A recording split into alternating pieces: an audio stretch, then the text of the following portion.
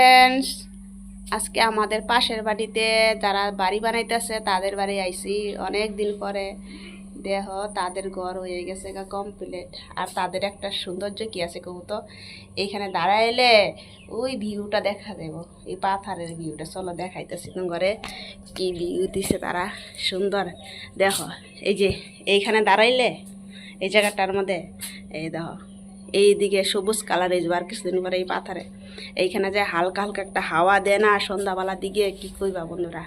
এই যে দেখো এইখানে চিয়ালে যে বয় না, একদম কুল কুল হাওয়া, ফ্যান লাগবে না এখানে, এত সুন্দর জায়গাটা। আর দেখো তাদের ঘর বানাইছে, আর যে এইগুলো দেখো বাথরুম লেফটিন ঘর বানাইছে। এই যে দেখছো আমার পিছে তারা নাই ঘরে, আমি ভিডিও করে রেখে দিছি। কিন্তু এটা কিন্তু আঙ্গ মামাগো ঘর, বুঝছো। আঙ্গ মামার বাড়ির লগে থাকে যে আঙ্গ দাদা, আঙ্গর মামা লাগবো না, তে আঙ্গর মামাকে ঘরে আছে। তারা কিন্তু ওখানে কাজে আছে, কাজে আইছে না।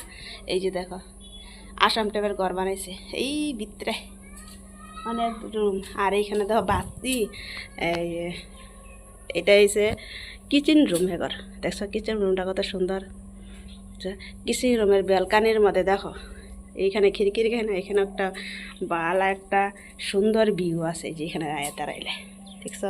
খালি এদিকে না, এই যে এই সাইডে এদিকেও এই যে কত জল, এখানে জল দিয়ে রাখছে। এইসব এদিকে কেউই নাই। এই যে এখানে একটা নিম গাছ আছে দেখছো, নিম গাছে প্রকৃতি হাওয়া। এই নিম গাছটা কিন্তু আঙ্গ ঘরের, বুঝছো।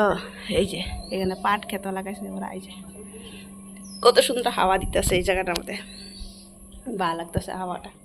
আচ্ছা, তারপরে এইখানে দরজা যদি খুলে রাখে না, কি করবা, এইখানে মানে রান্না বান্না করতে অনেক আরাম বসে আবার।